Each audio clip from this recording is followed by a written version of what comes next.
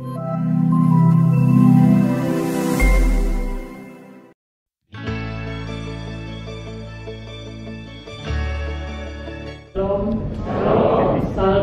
Assalamualaikum warahmatullahi wabarakatuh. Om Swastiastu. Namo Buddhaya. Salam kebajikan. Yang terhormat Kepala Dinas Kesehatan dan Direktur RSUD Seprovinsi Nusa Tenggara Timur. Narasumber Pak Tri Susanto SKM MSc PH dari Kementerian Kesehatan yang hadir secara offline. Narasumber dari Dinas Pemberdayaan Masyarakat Desa Provinsi Nusa Tenggara Timur dan narasumber Bapelitbangda Provinsi Nusa Tenggara Timur. Yang saya hormati Sekretaris Dinas Kesehatan Kabupaten Kota Seprovinsi Nusa Tenggara Timur, Kepala Bidang Pelayanan Kesehatan Kabupaten Kota Seprovinsi Nusa Tenggara Timur, Kepala Seksi Pelayanan Kesehatan Primer Kabupaten Kota Seprovinsi Nusa Tenggara Timur, penanggung jawab Tim Mutu Akreditasi Fasilitas Kesehatan Tingkat Pertama Kabupaten Kota Seprovinsi Nusa Tenggara Timur. Yang berbahagia kita semua yang hadir pada malam hari ini. Patut kita mengucap syukur karena kasih karunia Tuhan sehingga kita semua dalam keadaan sehat. Untuk kegiatan kita dan Bapak Ibu sudah memenuhi undangan ini, itu merupakan kehormatan bagi kami. Jadi salah satu faktor kesuksesan upaya pembangunan adalah perencanaan yang baik. Dan semakin bagus perencanaan yang disusun, semakin efektif dan efisien juga upaya yang dilakukan dalam menyelesaikan masalah. Perencanaan yang baik adalah perencanaan yang menerjemahkan upaya yang akan dilakukan untuk menyelesaikan suatu permasalahan, bahkan akar permasalahan dengan mengkolaborasikan dan memadukan peran berbagai program intern bidang kesehatan baik di skala kabupaten kota, provinsi, dan pusat. Bukan hal mudah untuk memadukan pelaksanaan program pembangunan kesehatan secara lintas kabupaten kota, provinsi, dan pusat. Oleh karena itu perlu dilaksanakan suatu rapat organisasi yang membahas mengenai sinkronisasi dan sinergis kebijakan dan program kegiatan antara kabupaten kota, provinsi, dan pusat. Jadi rapat koordinasi ini juga sebagai wadah sharing informasi untuk mencari solusi pemecahan masalah kesehatan sehingga keterkaitan dan keserasian pembangunan kesehatan dapat berjalan dengan baik dan optimal, saling mendukung, melengkapi sesuai dengan kewenangan setiap level pemerintah. Jadi kita berharap beberapa hari ini Bapak Ibu yang berpengalaman di bidangnya, karena masing-masing kabupaten kota itu tantangan berbeda. Tapi penting untuk di-sharing karena kita bisa melakukan studi tiru, replikasi. Karena waktu kita sempit, indikator kita harus dikejar untuk target kalau bisa lebih, sehingga kita bisa mempersiapkan masyarakat Nusa Tenggara Timur dengan martabat yang lebih baik. Untuk penguatan pelayanan kesehatan dasar, tentu tidak terlepas dari peran puskesmas sebagai salah satu fasilitas pelayanan kesehatan tingkat pertama yang merupakan ujung tombak dan garda terdepan dalam pembangunan kesehatan, khususnya dalam rangka mewujudkan kecamatan sehat dengan salah satu ciri masyarakatnya mampu menjangkau pelayanan kesehatan bermutu. Agar puskesmas mampu memberikan pelayanan bermutu, tentunya perlu dikelola dengan baik meliputi sumber daya yang digunakan, proses pelayanan, dan kinerja pelayanan. Untuk memperbaiki tata kelola puskesmas dalam rangka mewujudkan pelayanan kesehatan yang bermutu, maka Kementerian Kesehatan sejak 2015 menetapkan akreditasi fasilitas kesehatan tingkat pertama sebagai salah satu cara dalam memperbaiki tata kelola mutu pelayanan kesehatan secara bertahap, berkesinambungan, bahkan dalam rencana pembangunan jangka menengah dan Rencana Strategis Kementerian Kesehatan tahun 2020-2024. Akreditasi fasilitas kesehatan tingkat pertama ditetapkan sebagai salah satu indikator strategis pembangunan di bidang kesehatan. Bapak dan Ibu yang saya hormati, agar puskesmas dapat berkinerja optimal sesuai dengan wewenang yang didelegasikan oleh Dinas Kesehatan Daerah Kabupaten Kota kepada puskesmas, maka Dinas Kesehatan Kabupaten Kota perlu melakukan pembinaan dan pengawasan. Dalam melakukan pembinaan dan pengawasan, perlu dibentuk tim pembina klaster binaan di Dinas Kesehatan Daerah Kabupaten Kota secara terintegrasi dan berkesinambungan sebagaimana diamanatkan Peraturan Menteri Kesehatan Nomor 43 Tahun 2019 tentang Puskesmas. Permasalahan saat ini ditemui adalah belum terlaksana secara optimal tim pembina klaster binaan di Kabupaten Kota dalam hal pembinaan puskesmas. Dengan adanya tim pembina klaster binaan di Dinas Kesehatan, maka diharapkan dapat membantu puskesmas untuk mewujudkan standar akreditasi pada pra-akreditasi. Pendampingan saat pelaksanaan survei akreditasi, membantu menyusun dan melaksanakan perbaikan perencanaan strategis berdasarkan rekomendasi dan hasil survei. Dengan pesan tersebut, maka diharapkan akan terjadi perbaikan mutu secara berkesinambungan dan kredit yang pada gilirannya mewujudkan budaya mutu di puskesmas. Dan kita berharap Bapak dan Ibu, orang terpilih yang akan melaksanakan tugas-tugas penting untuk mengangkat martabat masyarakat Nusa Tenggara Timur. Saya kira kita setuju untuk itu.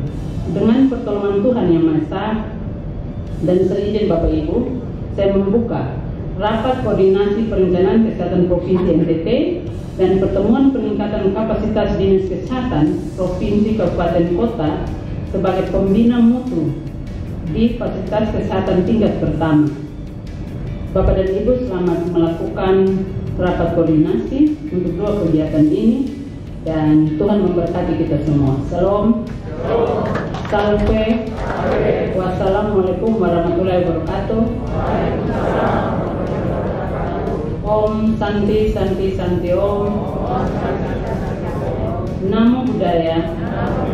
Salam kebajikan buat kita semua. Salam sehat.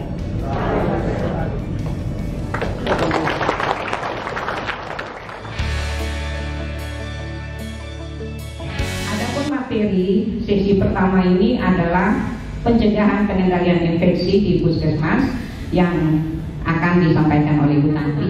Lalu kan menyampaikan materinya. Halo, selamat sore. Kami di Kementerian Kesehatan telah menetapkan indikator nasional mutu, di mana di puskesmas ada 6 indikator nasional mutu, kemudian ada 4 indikator nasional mutu, kemudian di tempat praktek mandiri dokter ada 4 indikator nasional mutu. Di Kementerian Kesehatan sendiri kami telah menyusun pedoman standar untuk penelitian mutu di SKDP, yaitu salah satunya itu adalah revisi Permenkes 46 yang terkait dengan penyelenggaraan reklamasi, kemudian ada indikator nasional mutu tadi yang saya sampaikan, kemudian pedoman tata kelola mutu, kemudian ada pedoman teknis SKDP. Nah, di sini yang mau kita bicarakan kali ini yaitu terkait dengan pedoman teknis KPI di SKDP, kemudian ada indikator nasional mutu di dokter, dan ada juga pedoman BPJS. Untuk sumber rujukan kita untuk penerapan PPI di SKDP yaitu sesuai dengan Permenkes 27 tahun 2017 tentang pedoman pencegahan pengendalian infeksi di pelayanan kesehatan. Kemudian pada tahun 2021 pada Ibu kami telah mengeluarkan pedoman teknis pencegahan pengendalian infeksi di SKDP khusus untuk puskesmas tingkat pertama. Nah, ini ya Bapak dan Ibu. Nah, di sini sebagai dasar rujukan untuk bagaimana PPI itu diterapkan di SKDP.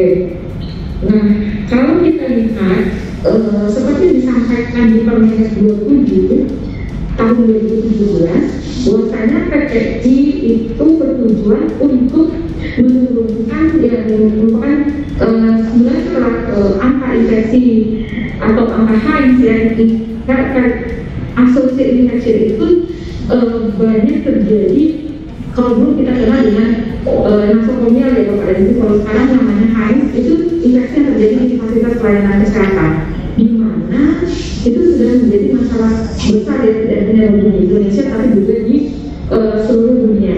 Nah, di mana juga HINS ini secara bagaimana HINS ini dapat dicegah? Tentu dengan cara secara konsisten kita melaksanakan program PPI. Nah, supaya untuk memastikan pelaksanaan PPI ini juga dalam rangka upaya untuk memastikan agar setiap orang yang ada di fasilitas pelayanan kesehatan itu terlindungi dari infeksi, ya.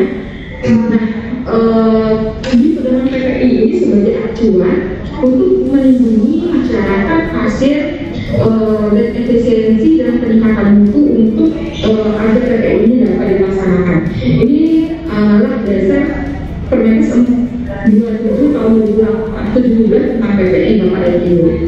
Nah, untuk penerapan PPI di FKTP, penerapannya itu berbeda dengan penerapan PPI yang ada di rumah sakit. Karena pelayanan yang ada di terutama di puskesmas, pelayanan itu kita berikan di dalam fasilitas maupun di luar fasilitas pelayanan kesehatan. Jadi penerapannya itu berbeda Bapak dan Ibu. Kalau kita di rumah sakit, PPI itu hanya dilakukan di dalam rumah sakit saja. Nah, kalau kita lihat di sini Bapak dan Ibu, kita berharap agar PPI ini bisa dilaksanakan terutama di puskesmas. Tentu dia mengikuti siklus manajemen puskesmas. Kenapa? Agar semua kegiatan atau program pelaksanaan PPI ini bisa dilaksanakan.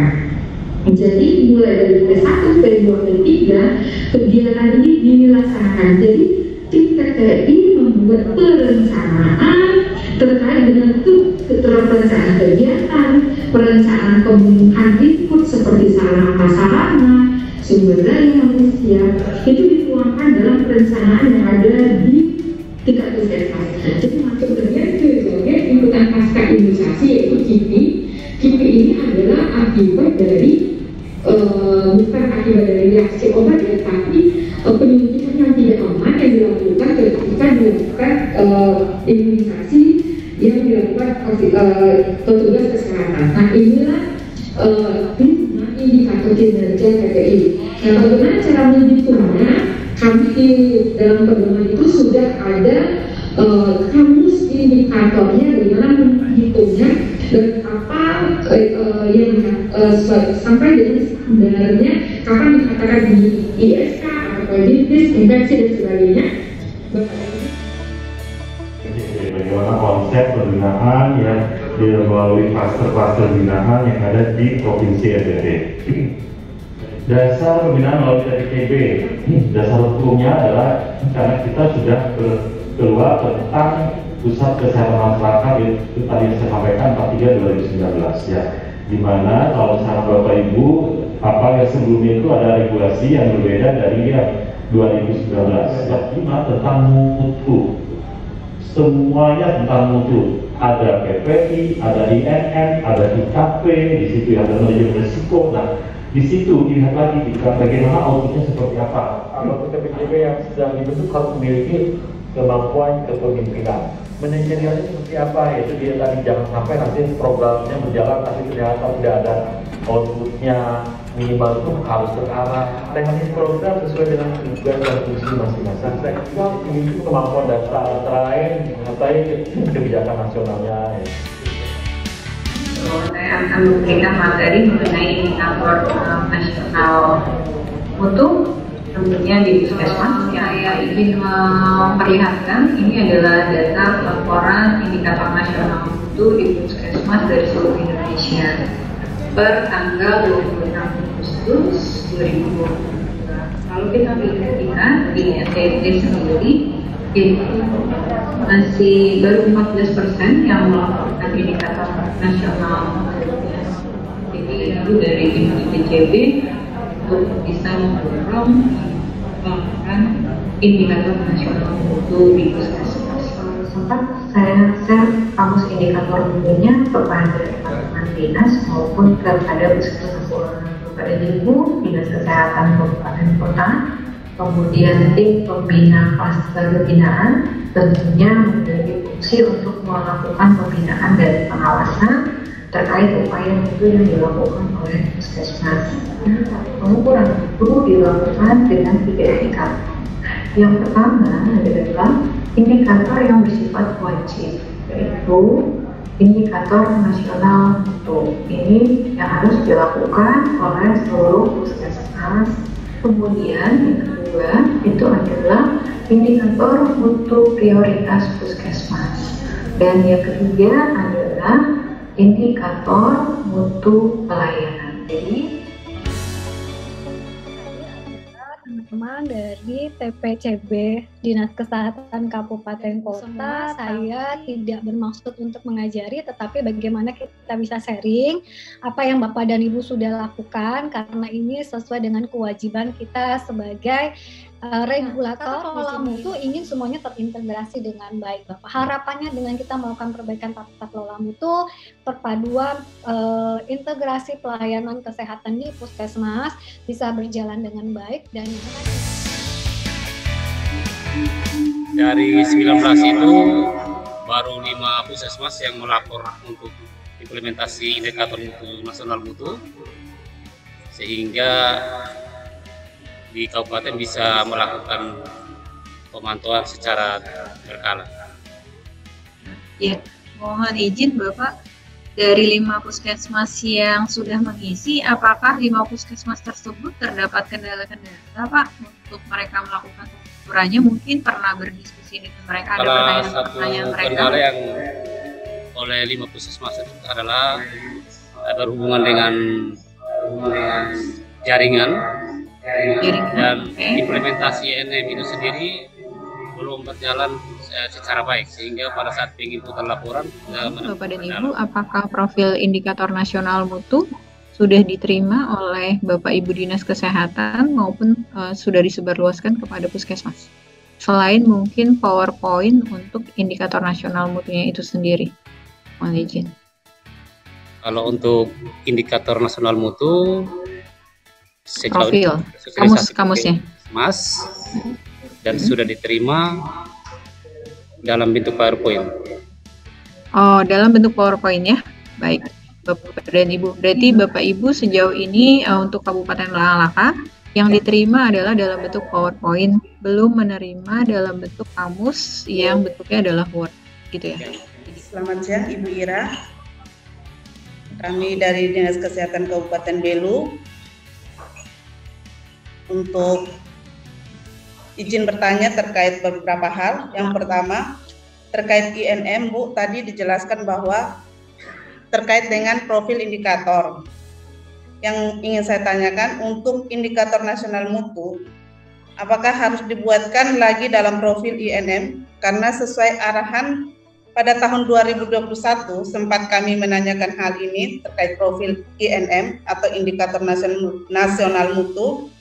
Itu arahannya untuk INM tidak perlu lagi dibuatkan profil. Kedua, karena untuk puskesmas di Kabupaten Belu ada 2 puskesmas yang sudah mengentry pada aplikasi INM, yaitu Puskesmas Kota Atambua dengan Puskesmas Umanen.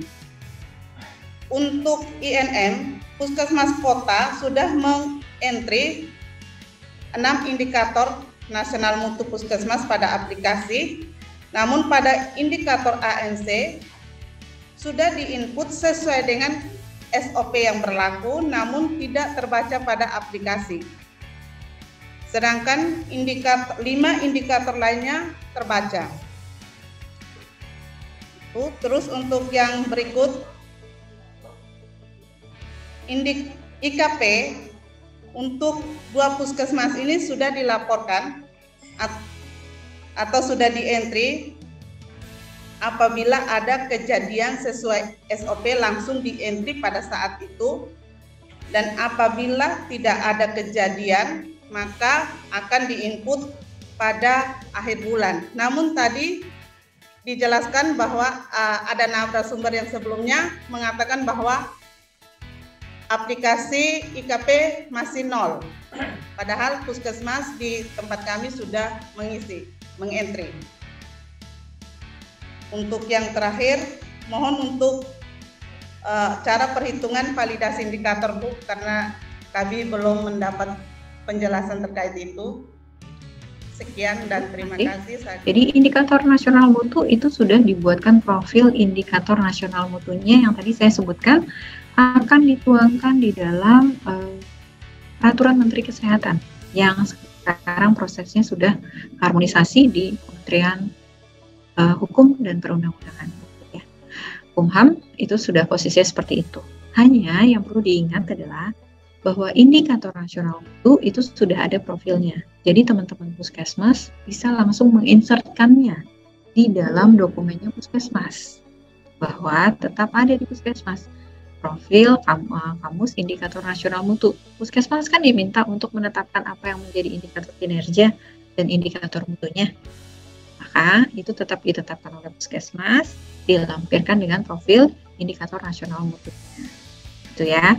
Kemudian untuk indikator mutu prioritas puskesmas itu maka disusun oleh teman-teman puskesmas. Siapa yang bertanggung jawab? Tentu kepala puskesmas yang berkoordinasi dengan penanggung jawab mutunya. Itu dengan masukan dari program-program layanan-layanan yang ada di puskesmas. Nah, kemudian indikator mutu layanan itu juga dibuatkan profilnya berdasarkan tadi usulannya dari masing-masing layanan apa yang menjadi masalah, maka seharusnya masing-masing PJ layanan itu akan menyusun profilnya dengan difasilitasi, didampingi oleh teman-teman dari tim mutunya, termasuk PJ mutu tentu. Itu ya, Bapak. Saya dengan Dr. Maria dari Kota Kupang. Izin bertanya, Ibu, terkait dengan pelaporan IKP pada aplikasi, apakah kita bisa menginput kalau teman-teman puskesmas itu sudah melewati bulan penginputan? Misalnya contoh, bulan Juli tidak input, sekarang baru mau diinput, apakah bisa? Itu saja Ibu, terima kasih. Jadi masih bisa ya dok, cuman nanti tolong diingatkan puskesmasnya jangan terulang lagi. Jadi nanti dokter punya penilaian dok, puskesmas yang tepat waktu, puskesmas yang sudah melaporkan itu jadi penilaian sehingga mereka bisa termotivasi next mereka sudah tepat waktu. Kalau sekarang kita motivasi dulu, laporkan dulu, nanti besok kita punya standar lagi, dokter naikkan lagi standarnya ke depan. Standarnya harus tepat waktu ya, sesuai dengan bulannya ya. Terima kasih, selamat sore Ibu Alma. Ini bukan pertanyaan titipan kebetulan Ibu Alma di Kementerian, ada beberapa titipan saja. Menyangkut integrasi program Ibu Alma. Ini kalau bisa dari pusat juga diintegrasikan program. Karena kalau integrasi itu di kami bagian bawah agak susah. Karena kebanyakan program pengelola program untuk TPCB kita koordinasi setengah mati karena padat sekali kegiatan mereka. Program ini larinya ke kanan, program ini lari ke kiri. Jadi integrasi di bagian bawah kalau terlalu terbuka lebar kami setengah mati. Mungkin dari tiap-tiap ini, dari kementerian, provinsi sampai bawah itu program itu diintegrasikan sehingga TPTB di bagian bawah lebih mudah. Yang kedua, saya lihat sekarang Ibu Alma aplikasi terlalu banyak. Mungkin dibuat satu website yang pintu masuk untuk semua aplikasi. Kemudian di dalam aplikasi itu berada aplikasi kecil-kecil per program. Di situ mungkin dibuatkan warning juga bahwa ini belum diisi, sehingga ketika satu bidang, satu program masuk, dia tahu ada bidang lain yang belum input. Jadi kami bisa saling integrasi untuk mengingatkan. Ya. Kami sudah untuk survei akreditasi, aplikasi itu tidak lagi kita nge-input satu-satu, kami bisa melihat semuanya dalam satu aplikasi, hasil output yang di-entry oleh teman-teman. Tapi mungkin di teknis daerah ya Bapak dan Ibu, belum dilakukan, cuman tadi yang saya sampaikan perlu memang penguatan dari Bapak dan Ibu menyurati terkait dengan banyaknya aplikasi yang ada di Kementerian Kesehatan untuk bisa terintegrasi ya. Kalau saya masukannya seperti itu. Kemudian integrasi program, ya kami sebenarnya dari pusat sudah melakukan namanya integrasi Bapak. Jadi kita ada namanya provinsi binaan. Nah, ini kita sudah mulai di level pusat dan kita berharap di level provinsi, di level kabupaten kota juga sudah jalan. Makanya tadi saya sampaikan, seharusnya untuk TPCB ini yang hadir adalah pejabat-pejabatnya karena kita butuh komitmennya Bapak dan Ibu ya. Kalau yang hadir adalah hanya bagian terkecilnya, hanya salah satu bidang, maka komitmen itu nggak akan bisa muncul. Bahwa tadi bisa integrasi, tolong hilangkan dulu namanya ego program. Kalau mengatakan programnya paling penting, semua juga mengatakan programnya paling penting, tapi lihat dong puskesmas yang mau kita bina, itu ya Pak. Dan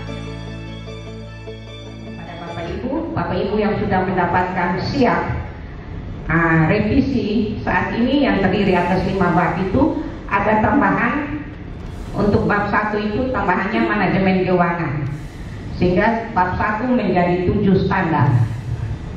Nah, di sini Bapak Ibu, peran Dinas Kesehatan Daerah Kabupaten Kota dalam upaya peningkatan mutu pelayanan kesehatan puskesmas melalui akreditasi. 1.7.1 di sini dikatakan bahwa Dinas Kabupaten Kota melaksanakan pembinaan dan pengawasan terhadap puskesmas sebagai UPTD dalam rangka perbaikan kinerja puskesmas. Nah, 7 elemen penilaian ini yang dokumen-dokumen itu harus dipersiapkan oleh Dinkes untuk supaya diserahkan ke puskesmas. Jadi kalau pada saat surveyor datang ke puskesmas, surveyor tidak perlu lagi ke dinas. Surveyor hanya menelaah atau mewawancarai petugas Dinkes di puskesmas. Jadi saat ini tim TPCB mendampingi puskesmas dengan menggunakan 5 bab, sekalipun itu masih dalam draft.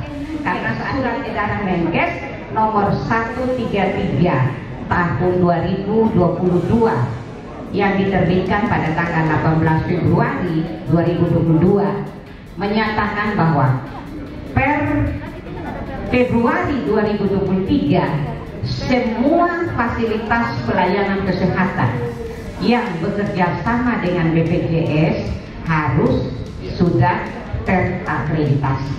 Dan organisasi itu memerintahkan kami semua harus menggunakan peraturan yang terkait dengan organisasi. Dari mereka menggunakan Permendagri untuk organisasi puskesmas. Jadi itu bagaimana solusinya?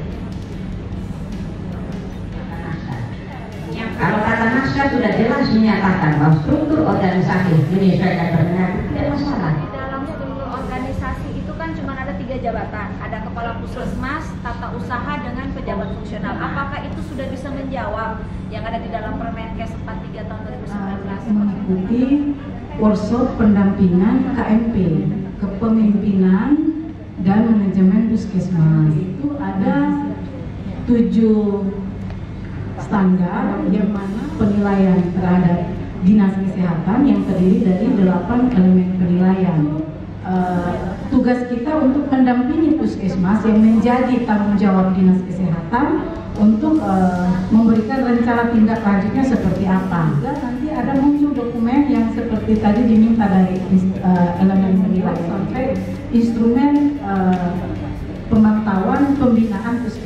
Terima kasih Ibu Dr. Cok atas masukannya. Provinsi punya kewenangan pembinaan supervisi fasilitasi. Nah sekarang kembali lagi ke kabupaten. SK yang sudah dibuat kesepakatan bersama sejak bulan berapa kita menyiapkan kan bisa lewat 1 bulan maksimal 1 tahun 2 kali, 1 bulan 1 kali pun bisa. Jadi evaluasinya sejauh mana? Anggota yang ada di tim TPCB itu harus sama itu tidak akan tercapai. Dan tidak seluruhnya yang ada di SK sudah mewakili berarti kita jalan. Dengan format kesepakatan apakah mau pakai instrumen yang ada di TPCB atau ada penyesuaian itu yang harus kembali lagi kepada kita sendiri bagaimana kita melobi lintas program, kemudian bagaimana komitmen antara para pejabat dan tugas yang bersangkutan. Bapak Ibu hadirin sekalian, berikutnya kami mohon kesediaan Kepala Dinas Kesehatan, Kependudukan dan Catatan Sipil Provinsi Nusa Tenggara Timur yang saat ini diwakili oleh Ibu Kepala Bidang Pelayanan Kesehatan untuk memberikan arahan sekaligus menutup kegiatan kita pada sore ini. secara resmi. Kepada Mama Agustina Hospital, sarjana gizi kami persilakan.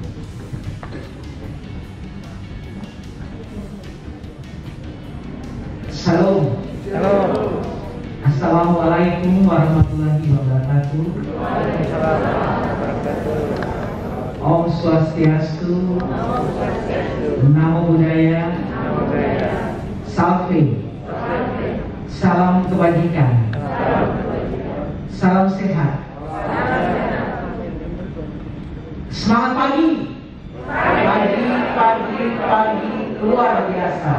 Melayani sepenuh hati untuk masyarakat NTT yang sehat. Baik yang saya hormati, ya, ketiga teman sahabat tim saya di depan ini, Bapak Ibu Kasih, Pak Jeffrey, Ibu Novi dan Ibu Helena. Yang saya hormati Bapak Ibu Sekretaris, yang saya hormati Bapak Ibu Kabid dan Kesbud Kabupaten Kota, Kepala Seksi, kemudian pengelola program, Bapak Ibu tim pembina mutu, teman-teman program yang hadir saat ini, kemudian teman-teman panitia. Singkatnya, kita semua yang saya banggakan. Dan untuk kegiatan yang saat ini, saya pikir merupakan kegiatan yang sangat penting, karena inilah bagian tugas kita masing-masing yang harus kita lakukan. Sebagai tim pembina mutu, saya pikir sudah banyak hal tadi yang disampaikan. Dan untuk narasumber, Ibu Tanti, Dr. Edi, Ibu Ira, dan Ibu Amawati, terima kasih banyak untuk support mereka dalam fasilitasi kegiatan ini. Dan khusus untuk Bapak Ibu Sekretaris, kemudian Bapak Ibu Kabid, kemudian Bapak Ibu Kepala Seksi dan pengelola program serta tim pembina mutu. Artinya dengan semua yang kita dapatkan, baik informasi maupun nanti tindak lanjut yang harus kita kerjakan, saya cuma hanya meminta untuk kita mari kita melihat apa yang menjadi catatan kita untuk kita bisa membenahi. Pada akhirnya semua puskesmas harus bisa mendapatkan pembinaan terpadu dari seluruh bidang yang ada di Dinkes, Bapak Ibu pengendalinya, begitu. Kemudian bagaimana meningkatkan efektivitas dan efisiensi pembinaan dari Dinkes Kabupaten Kota, dan pembinaan ini kalau bisa dilakukan lebih terarah, merata, mencakup semua puskesmas. Oleh karena itu kita mencoba dengan berbagai strategi yang ada di masing-masing wilayah sesuai dengan kondisinya untuk bisa melakukan atau mendampingi, membina, sehingga semua yang mau kita harapkan, semua puskesmas yang ada di Kabupaten Kota dibagi habis dalam klaster binaan. Oleh karena itu, dari tempat ini, mari komunikasi kita bangun untuk lebih intensif, sehingga ada hal-hal yang perlu kami support sudah bisa kami ketahui secara baik. Dan kami tetap membutuh dukungan Bapak Ibu karena ada di pembinaan Kabupaten Kota untuk bisa mendampingi puskesmasnya menjadi puskesmas yang berkualitas. Begitu yang bisa saya sampaikan Bapak Ibu. Ini mohon maaf apabila di dalam pertemuan ini ada hal yang kurang berkenan. Mudah-mudahan kembali di Kabupaten tiba juga dengan selamat, bisa bertemu dengan keluarga, dan atasnya izin kita semua dan perkenan Tuhan, saya menutup kegiatan ini dengan resmi. Salam. Wassalamualaikum warahmatullahi wabarakatuh. Om Santi Santi Santi Om. Namo Buddhaya. Salve. Salam kebajikan. Salam sehat untuk kita semua. Sekian dan terima kasih.